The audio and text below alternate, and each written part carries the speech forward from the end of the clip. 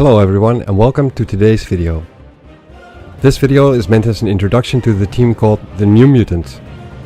The first appearance of the team was published in the Marvel graphic novel aptly named The New Mutants. The original members of the New Mutants were gathered by Professor Charles Xavier and Moira McTaggart. Some of you might already be familiar with these two characters from the Uncanny X-Men series. Professor Xavier lost his students, the X-Men, in battle with the Brood, thinking they were dead and was grieving over their loss. Vowing to no longer gather an army of mutants to try and do good for the world, he was somewhat hesitant to lead and teach his young new mutants, in fear of them getting hurt or dying while risking their lives and lose another team of young people once again.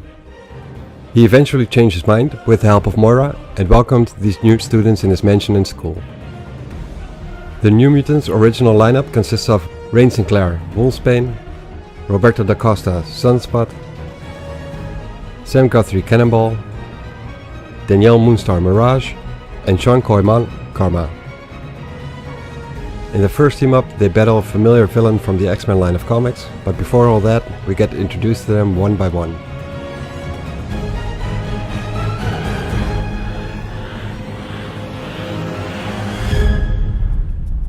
Rain Sinclair, Wolfsbane. In the Highlands of Scotland, we see Moira McTaggart being scared in her tracks by a wolf.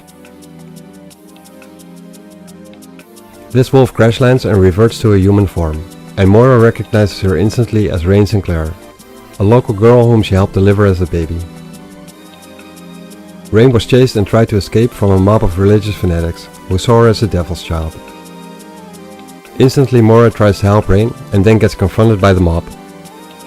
Threats are being issued, but they happen to be on the Kinross Plains, which is owned by Moira. This allows Moira to get rid of the mob and bring Rain to a safer place.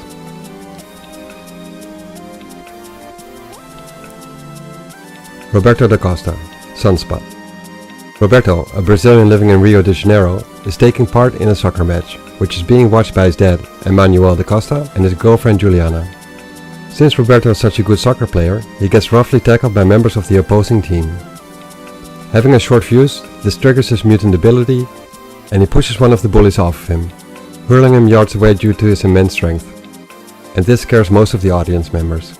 Meanwhile, we see the whole situation is being watched by a person wearing very distinct clothing. Sam Guthrie, Cannonball. Sam, a US citizen in Kentucky, is about to descend into a coal mine owned by Pierce Consolidated to grind hours of tough labor with his colleagues. He mentions to his boss that he chooses to remain in Kentucky to provide for his mother and siblings, regardless of him having gained a scholarship. His father, who used to work in the coal mines as well, was proud of Sam having earned a scholarship. But Sam now does what he has to do to try and make sure that one of his brothers and sisters will be able to go to college or university. As the shift progresses, the mine starts to cave in. Everyone scrambles, but Sam remains because his boss is trapped. He tries to rescue him, but as the cave-in traps them both, Sam is overcome by an adrenaline boost which triggers his mutant ability, allowing them to escape. All this is also being spied on by the same character as before. Danielle Moonstar, Mirage. We then switch over to Danielle Moonstar, a Native American from Colorado who is meditating, trying to come at peace with herself. Apparently she has been troubled much as of late. She's being approached by a wild cat-like animal and seems to have some kind of friendship with that animal. The cat gets scared away by someone else approaching, who happens to be her grandfather. He tells her that he has invited Charles Xavier over to come and talk and possibly help Danielle with whatever has been troubling her. She pretty much flips out over a white man being invited over, and her anger activates her uncontrolled power of projecting other people's greatest fears. They are both startled by what's happened, and Danielle even more so. She apologizes and says she couldn't help herself, to which her grandfather responds by saying that is specifically why she needs to go see Xavier. Danielle says she doesn't want to, because in her opinion, whites are the enemies of the natives. Her grandfather responds by saying that this is nonsense, since Charles and Danielle's father were best friends, blood brothers, and he even calls Charles family. He also commands Danielle to meet Charles and to obey him, like she would a grandfather or even a father if he had been alive. Danielle reluctantly consents.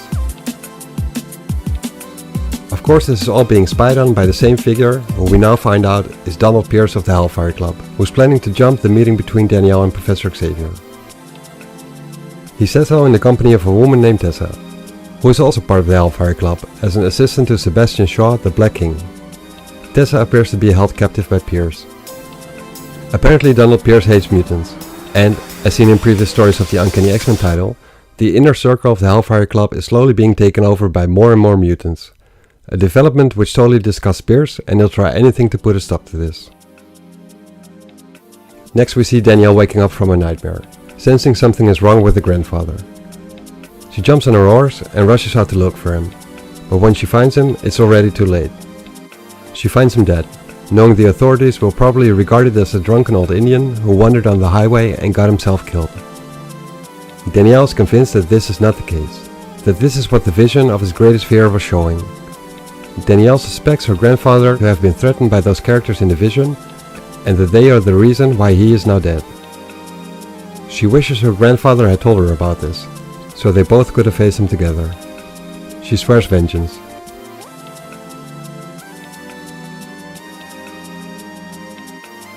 Sean Koima, Karma. Sean Koima was introduced in Marvel Comics at an earlier time, in a story involving her relatives, more specifically her uncle and siblings, as well as Spider-Man and the Fantastic Four. At the end of the story, Reed Richards, also known as Mr. Fantastic, suggested to get into contact with Professor X to help Sean out with getting to know her powers better. She eventually does, and being a Vietnamese refugee with no place to call her home, she takes up residence in Xavier's mansion to get to know her mutant abilities better. We catch up with Sean, Professor X, Moira and Rain at the mansion where Moira and Charles are conducting some tests on Sean. Charles says that the tests point out strong psionic readings rivaling his own, and that he would like to see a demonstration of her powers. This is when we learn that Sean is actually scared of using her powers on others, because she becomes aware of her subject's thoughts, feelings and memories, and gradually begins to think and act like them. She mentions that she is actually against having such power, and that she'd rather be normal. But she also thinks that since she has these kind of powers, it's better to learn to control them, rather than be controlled by them instead. At this moment, Moira offers herself up as the guinea pig for Sean to experiment on. Sean takes over Moira's body and mind, and starts speaking in her own voice from Moira's mouth. This of course totally freaks out Rain, and she immediately turns into a half-wolf mode. Charles commands Rain to revert back to human form telepathically, which is a new sensation for Rain, and she does so, asking Xavier how she could hear him without using her ears. Sean sets Moira's body down in a chair and releases her mind. Apparently Moira has no recollection of everything which has just happened. It seems like she momentarily ceased to exist, according to the sensors. The four of them take a break from the examinations and will eat some lunch, during which we learn more about Sean's backstory. And we also learn just how out of place Rain feels, and how her religious views makes her think that their powers have been gotten from Satan. Charles says that that's nonsense, and that they were simply born different, and that Satan has nothing to do with that. This is also when we find out about Charles' reservations of leading a new team of mutants, since he just recently lost his previous team, the X-Men. Moira, knowing Charles really well and also his doubts, convinces Charles during a telepathic conversation between the two, without the two teenagers being aware of what's going on, nor are they aware of the X-Men losing their lives for that matter. Moira mentions that the X-Men losing their lives is not more important than realizing the dream Charles had, nor is it more important than trying to help out these two young girls who are in need of a teacher. She also mentions that Charles and her are old lovers. Apparently Moira pushed all the right buttons, and Charles agrees to help the girls out. Next the doorbell rings, and Moira goes to see who's there. While she's gone, we see Rain having an internal monologue about how to treat Moira, since Moira seems to treat Rain as an equal, rather than simply being an orphan. Once again we see Rain internally struggling with her current situation. It is also very weird to her. Sean mentions her worries about her little brother and sister, and how she will not be able to have a job, care for her siblings and be at the school. Xavier then offers her a job at the school, so she doesn't have to take up a separate job. At this moment Moira returns and she brings a letter which has just arrived. It's Danielle's grandfather's invitation letter. Charles reads it, and apparently the possible third mutant joining the school has just presented herself. and thus Charles suggests a road trip to Colorado.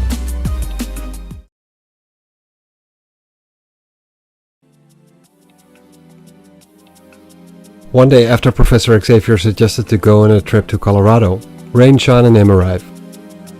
They find Black Eagle, Danielle's grandfather, dead, lying on some form of grave. Xavier is stricken with grief and explains to girls what Black Eagle meant to him and his tribe. They wonder how they will be able to find Danielle now. Suddenly, the highlands of Colorado change into those of Vietnam, with military helicopters and soldiers invading their space. Sean is terribly disturbed by this, being thrown back into the nightmare that she's been living in from birth. Xavier tries to calm her down, being aware of this being a psychic attack, when there's suddenly an explosion. A real one. At that moment, Danielle, who was close by, is being attacked by armored men on flying machines. She recognized them as the same persons she saw in her grandfather's biggest fear. She tries to run away and use her powers on them, but she's not able to pierce through the helmet's psychic defenses. The mountain lion whom Danielle befriended attacks one of the men, trying to protect her from an attack, but he gets easily disposed of. Danielle is worried about the animal, and the man tells her she'll join the animal soon enough while he grabs her. Luckily, Sean is able to take over one of the men's bodies and uses her power to attack his compatriots with the weapons on the flying machinery. She tries to calm down Danielle by saying that she's among friends, and she tells Xavier that she didn't mean to kill the attackers but just stun them.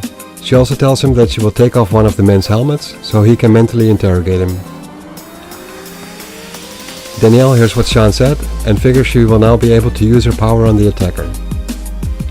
She decides to mentally attack him and destroy his mind, to avenge her grandfather and cat, but Xavier tells her to stop. He also tells her how he knows her name, because he was there when her parents named her, and that he's here to help her, just like he promised her father and grandfather. Danielle's skeptical and wants him to leave her alone. But Xavier asks her if this is really what she wants, to live alone in terror of her powers that she doesn't understand. He tries to convince her and to allow him to help her in learning about and controlling her abilities. While she asks why she should trust him, she gets overcome by pain in her shoulder, which had apparently been dislocated in the struggle before. Sean, having lived in a country at war, learned first aid on the fly and is able to put Danielle's arm back into place. Sean then tells Danielle she needs to rest now. But Danielle's native pride takes over and tells Xavier that she wants an explanation and how it was that the killers knew him as well. Xavier has mind-probed them and found out that they're part of a network of assassins devoted to exterminate mutant kind, established by Donald Pierce. And that they have two other targets, namely one boy in Brazil and one in Kentucky.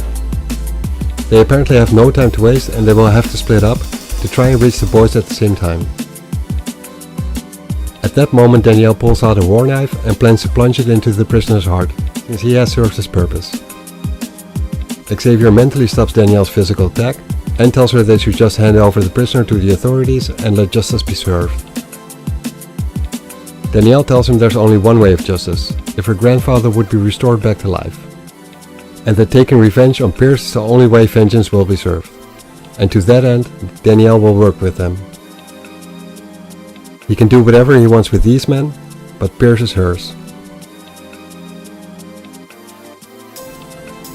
The next day, in Rio de Janeiro, Brazil, the hotel where Maura McTaggart is staying with Danielle and Sean is being raided by the police.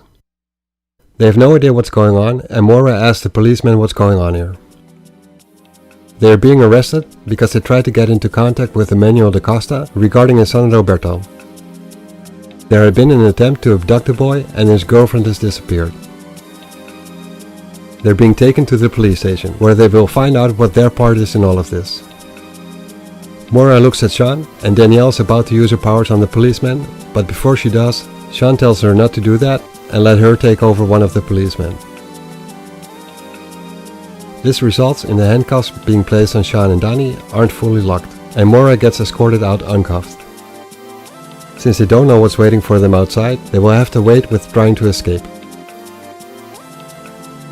Once outside, the policeman that Sean has control over punches the other policeman and the girls escape. Moira tells the girls she'll be alright and that they should run away and try and help out or rescue the Da Costa boy. When the girls are far away enough, Sean releases control over the policeman. When the sun is set, the girls have found Roberto, thanks to the modified cerebral mutant detection devices on the wrist, which they got from Moira. He's trying to run away from home. The girls wonder what he's up to, and since they have no idea, they decide to follow him. They end up in the slums of Rio, where Roberto says that he did what was asked of him, and tells the captors of Juliana to release her, as promised. He gets slammed against the wall while being made fun of and is told by the captors that they will do whatever they please, to him and to her. He promises his girlfriend in Portuguese he will get her home safely, and she asks him what they can do, being only 14 years old and their captors being monsters. Roberto tells her that so is he. He asks the men what their ransom will be in English, but they tell him, while holding them both at gunpoint, that Roberto misunderstands, because they're not doing this for money. They're doing this for blood, his blood. Roberto tells Juliana to get behind him as he powers up and starts attacking the men. Normally he would have been successful against normal men in armor, but these guys are no longer normal human beings. They had once been attacked by Wolverine, as simple Hellfire Club foot soldiers. Having been cut to shreds and nearly dead, they have been saved and upgraded with bionics, thanks to Donald Pierce. They are now faster, more agile, tougher and stronger than normal human beings, and they hate mutants. They shoot at Roberto, but he throws a crate at them. Roberto then tries to pick up a huge piece of concrete, but it suddenly feels heavy and he can't pick it up. He gets dizzy, as his strength is gone. His battery is drained. One of the soldiers holds Roberto at point-blank gunpoint, as he asks them to let Juliana go, regardless of what they will do to him. The soldier says that he would say yes, considering this is his last request, but that he would be lying if he said that. Suddenly that soldier gets taken over by Sean, and she whispers to Roberto to not be afraid since the rescuers are on the way, and for him to grab Juliana and run for the entrance while she distracts the other Hellfire Club soldiers.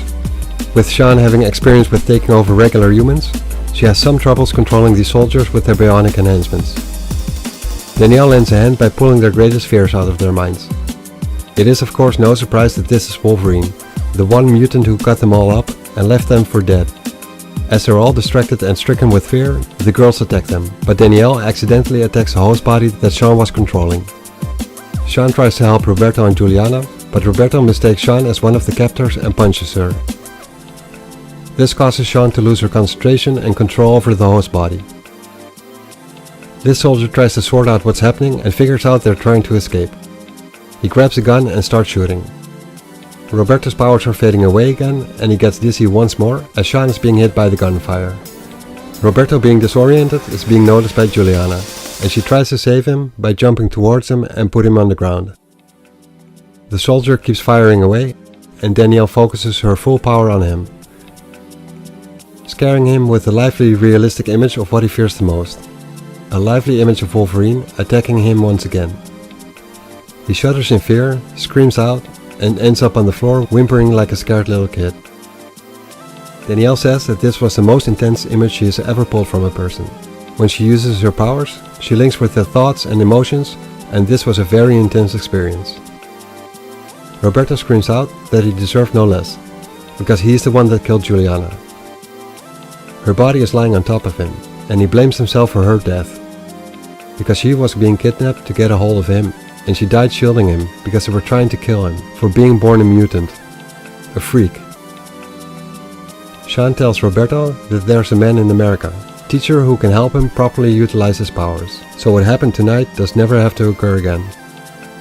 Roberto says he doesn't care for teachers, he just wants the one responsible, he who sent these men after him, and make him pay. Danielle says they want him too, and suggests they join forces.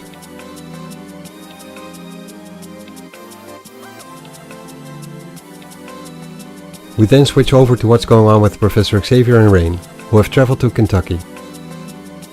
Xavier has had a conversation with Moira on the phone, and she told him all that had happened in Brazil, including what happened to Juliana.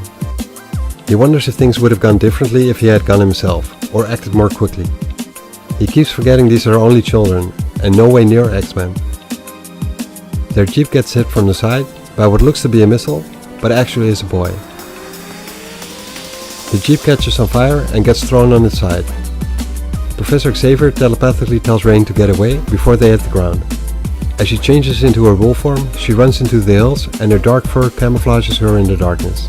She realizes that Professor X will not be able to follow her, being paralyzed from the hips down. So she returns to try and save him. She finds out that the boy that hit them is already pulling the unconscious Xavier out of the burning wreckage. She considers attacking him and ripping his throat out, but she doesn't know how to. A helicopter then arrives with men jumping out, wearing the same uniforms as the boy. They call him Cannonball and tell him to load Xavier aboard the helicopter.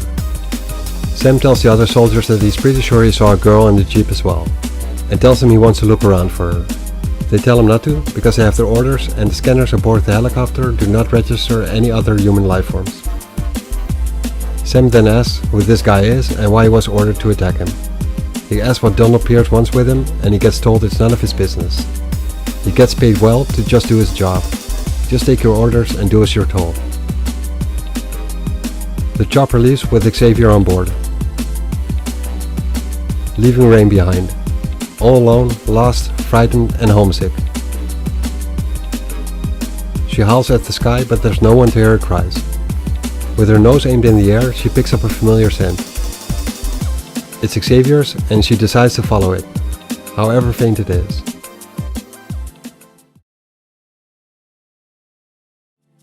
Rain has been following the trail of Xavier's scent for miles. It took her hours to get to the facility where the professor is being held. She checks out the surroundings and plans to enter, using her mutant abilities. She switches between her human and wolf form to jump the fence and scare the guard dogs. She's maximizing the abilities of both forms, and even her in-between form of half girl, half wolf. She makes it to the roof of the building. As she looks down through one of the windows, she wonders what her reverend would say about her. She's being insecure about her rights to call herself a human being, thanks to her religious indoctrination. She eavesdrops on Donald Pierce and his goons. Donald Pierce tells Xavier that he's been hooked up to a device, designed by Pierce himself. He calls it a mind tap. It inhibits Xavier to use his psi powers, and, more importantly to Pierce, it absorbs all the information Charles has stored in his brain. He tells Xavier he can try and resist all he likes with his psychic defenses, but in the end, the result will be the same. He actually taunts Xavier to fight as hard as he can, because that will cause damage to Xavier and will eventually melt his brain, permanently. He also tells Tessa that after he's done with Xavier, it will be her turn. Rain thinks about what she can do to help the professor.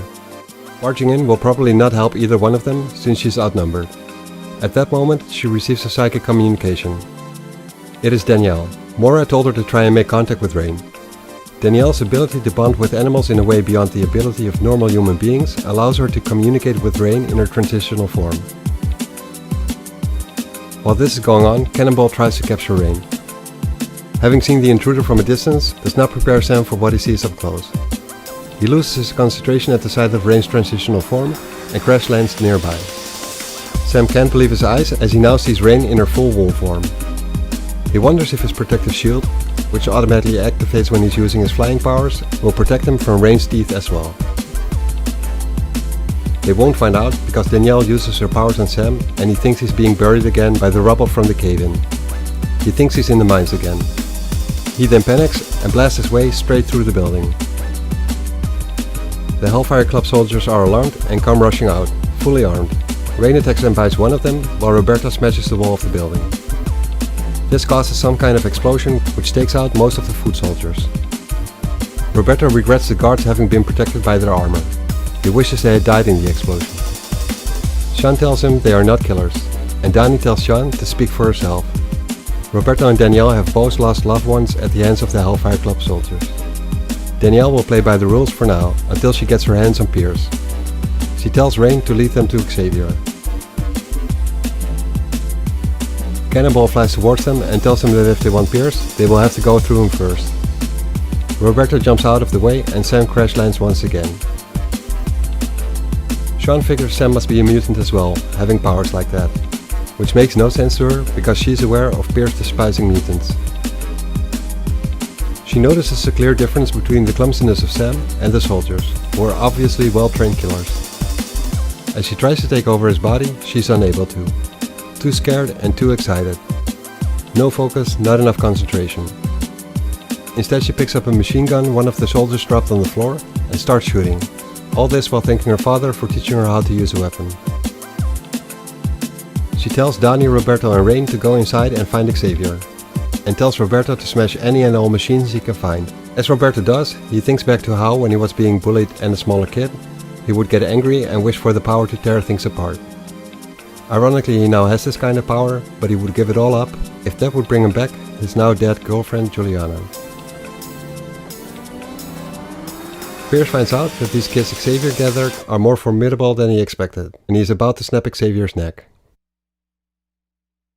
Rain crashes through a nearby window and attacks Pierce, bites his arm, and I hope she won't start feeling sick from the taste of blood in her mouth.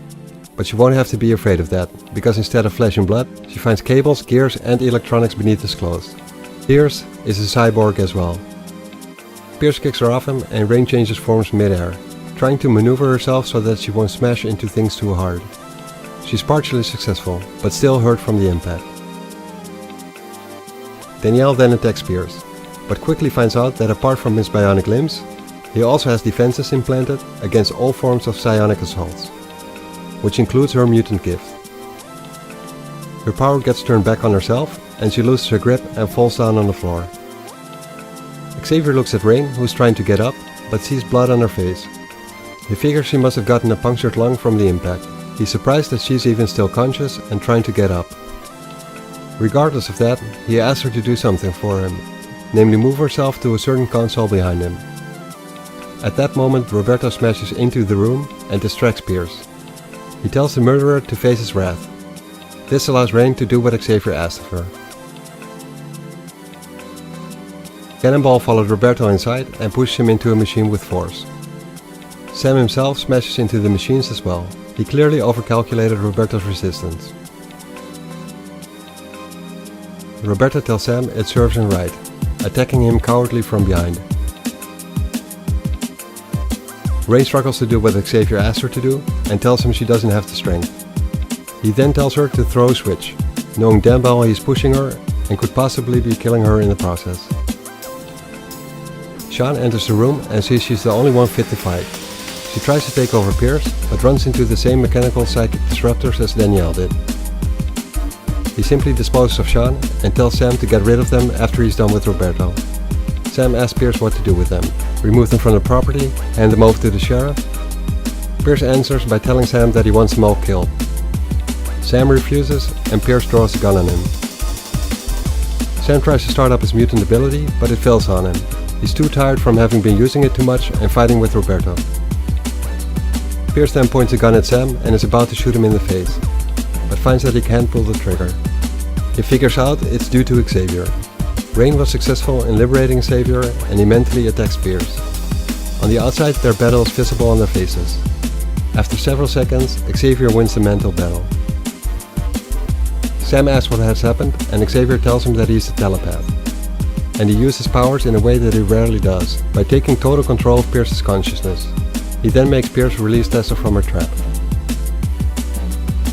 Danielle takes a look at Rain and says she's doing bad and needs to be taken to a hospital. Professor Xavier monitors Rain's condition and hails Mora mentally to come pick them up, so Rain can get rushed into a hospital. Xavier isn't sure what to do with Pierce though. They don't want to wait on the authorities to arrive because Rain's health is of more concern. Yet taking Pierce with him is a risk Xavier is not willing to take. If he happens to break free from Sean's possession, he will slay them all instantly. Tessa provides a solution. She will have the Hellfire Club take care of him, knowing he's as much of a threat to the members of the Inner Circle as to any other mutant. Sam asks what he should do. Roberto tells him to follow his boss and get lost. Sam is left behind by himself as they make their way outside and leave. About 2 weeks later, Xavier is sitting in his study, looking at pictures of 2 teams of X-Men.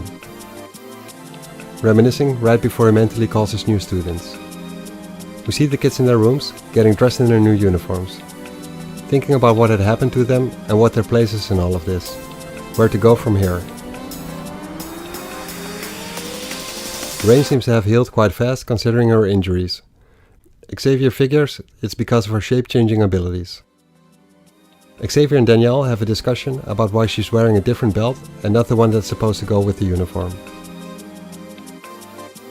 Xavier then tells Rain to go and open the door even before the doorbell rings. It's Sam.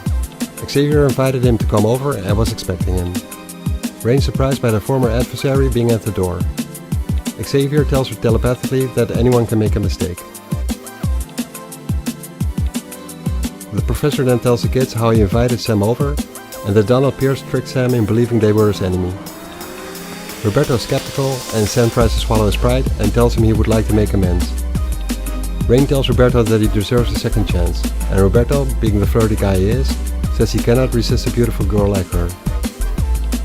Danielle makes fun of Roberto welcoming Sam and asks him who he thinks runs this place. Roberto responds by saying Xavier does, for now. All the kids laugh and even Xavier has a smile on his face. After weeks of grieving and feeling alone and depressed, he starts to cheer up a little bit, thanks to these teenagers. He's not relieved of the pain of loss and feelings of guilt, and he knows those feelings will probably remain a part of him for the rest of his life. But it no longer consumes him. These kids reignite a flame inside of him, and he realizes the dream is still good. Thanks for watching this video, and I hope you enjoyed it. If you want to help me out with growing this channel, you can hit the like button or subscribe to the channel if you haven't already, so YouTube knows you're enjoying the content. See you next episode.